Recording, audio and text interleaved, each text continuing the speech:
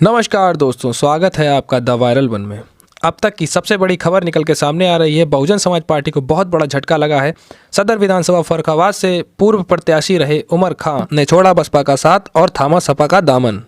जी हाँ, हम आपको दे रहे हैं सदर फर्रुखाबाद से ब्रेकिंग खबर आ रही है। बहुजन समाज पार्टी को बहुत बड़ा झटका लगा है। उनके एक और प्रत्याशी ने उनका साथ छोड़ दिया है और सपा का दामन थामा है।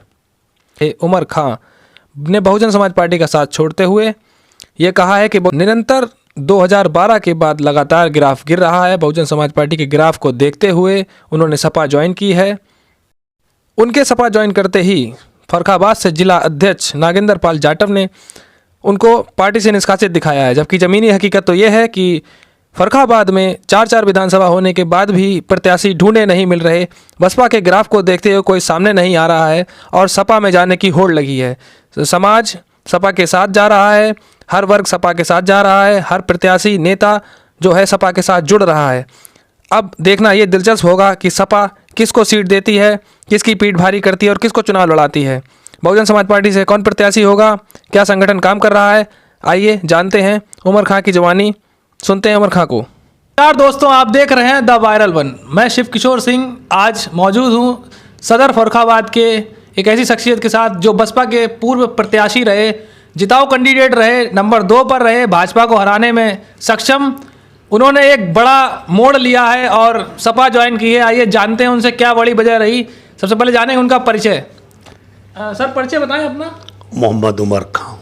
आप पिछले 2 दशक से 2 बार लड़ चुके हैं चुनाव बसपा से। ऐसी क्या बड़ी वजह रही जो आपने आज अचानक बसपा को छोड़कर सपा ज्वाइन की है? अचानक नहीं छोड़ी, कुछ हमारे समर्थक और सारे लोगों की बैठ के बात हुई।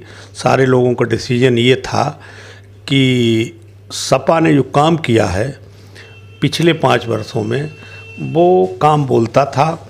उसकी अपेक्षा जो बीजेपी गवर्नमेंट चल रही है, जो काम किया है उसकी रिपेयर भी नहीं कर पाई।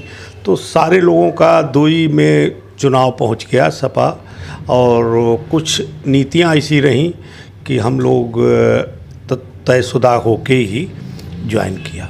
अच्छा, बीते 5 वर्षों से लगभग सरकार योगी की है। उससे पहले अखिलेश यादव जी की सरकार थी, तो उस सरकार में भी उन्होंने काम कराए थे और उस टाइम भी आप बसपा से चुनाव लड़े। तो क्या उस टाइम आपको उन कामों का दर्शन नहीं हुए थे? नहीं, दर्शन उन कामों के हुए हमें, लेकिन जो गवर्नमेंट कराती है उसके जो 2 चीज़ें जोड़ी जाती हैं एक दूसरे से, तब कंपेयर होता है। जैसे 2 दौड़ रहे, एक आदमी दौड़ता चला जा रहा है, जब दौड़ रहा है तो दूसरा जब रेस में होता है तो पता लगता है कंपेयर करने में कौन क्या है। तो कंपेयर जब किया है तो ये फिस निकले, मतलब 0 निकले उनके आगे, तब तो था ही। तो हमें उम्मीद थी कि और ठीक निकलेगा, लेकिन ये फिस निकले तो ये कंपेयर करना एक ज़रूरी था। तो हमारे सारे समर्थकों ने ये तयशुदा करके ही ज्वाइन किया। अच्छा, आपके सपा ज्वाइन करने से पूरे जिले में हड़कंप मचा हुआ है, एक तहलका सा मच गया है। जो लोग दावेदारी कर रहे थे टिकट की, क्या लगता है आपके आने से उनका समीकरण बिगड़ा है? नहीं, वो तो ऊपर के मुखिया बैठे हमारे राष्ट्रीय अध्यक्ष जी, वो फैसला करेंगे। मैं तो एक कार्यकर्ता बन के ज्वाइन किया। जो उनका फैसला होगा, जो जिम्मेदारी देंगे, वो जिम्मेदारी बखूबी निभाऊंगा। इस बात को ये शहर, सदर सीट, पूरा ज़िला जानता है। जिस काम को मैं लेता हूँ उस काम को बखूबी जिम्मेदारी से निभाता हूँ। यही मेरी पहचान, यही मेरे समर्थकों की है। यही वजह रहा कि मैं 12 से बीएसपी का ग्राफ 17 में गिरा, खुद का वोटों का, लेकिन मुझे उससे 1.5 वोट मिला। तो समझ लीजिए कि मेरी शख्सियत कैसी रही है कि इससे एक अंदाज़ लगता है कि मैं वही चीज़ पसंद करता हूँ जो ठीक होती है। क्या उम्मीद है अगर आपको सीट नहीं मिलती, टिकट नहीं मिलती, तो फिर भी आप सपा के साथ रहेंगे? अरे मैं तो सपा के साथ हूँ ही, क्या दिक्कत है। लेकिन ये डिसीजन करना उनका काम है, वो मुखिया हैं, मेरी कोई कंडीशन नहीं है।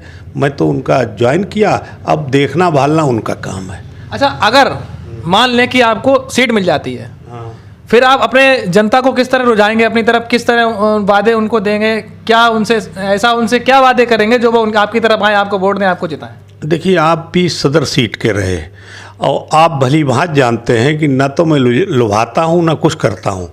अगर जो मेरी आते हैं मेरे बारे में अच्छा ना समझते तो 12 से बसपा का ग्राफ 17 में डाउन हुआ। लेकिन मुझे ड्यूड़ा वोट क्यों मिला? क्योंकि मेरी नीतियां लोग समझ पाए ढंग से बात समझी, एक व्यक्तित्व के तौर पर मुझे वोट मिला है। मुझे उम्मीद है कि मुझे अगर जो जिम्मेदारी दी गई तो इससे बहुत ज़्यादा वोट मिलेगा, ये मैं वादा करता हूँ। आप लोग जानते हैं क्योंकि आप भी इसी शहर में रहते हैं, रात दिन इसी लगते हैं, आप हमसे बेहतर जानते हैं। जनता को आपका संदेश?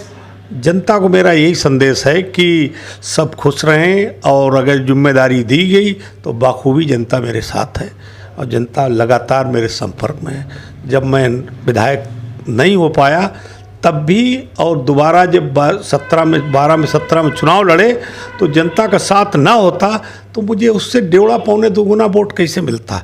जनता का मेरे साथ प्रेम है, मैं जनता के साथ कंधे से कंधा, मैं ज़मीनी आदमी हूँ, ज़मीन के लेवल काम करता हूँ, उनके दुख दर्द में शामिल रहता हूँ। यही मेरी खिदमत करने की जिम्मेदारी बनती। ऊपर वाली की दया सब कुछ है, बस यही है कि मैं उनकी जाके खिदमत कर सकूँ, यही मेरा ध्येय है। क्या लगता है अगर आपको सीट मिली तो आप बसपा का वोट अपनी तरफ खींच पाएंगे? देखिए, वो तो वक्त बताएगा, लोगों का प्यार है, वो डिसीजन लेंगे, सभी लोग लेंगे, सभी साथ के। मेरे साथ कोई धर्म जात नहीं, मेरे साथ सभी लोग जुड़े हैं और सभी लोगों का प्यार है, सभी लोग मुझे वोट देते हैं। ना वोट देते तो मुझे क्यों इतना वोट दिया, इससे अंदाज़ लगा लो कि मेरे साथ जात धर्म का कोई मसला नहीं, मेरे साथ सभी वर्ग के, सभी जात के सभी लोग रहते हैं, और यही मेरी पहचान है कि ना तो कोई मेरे साथ भेदभाव है, ना कुछ जात पात है।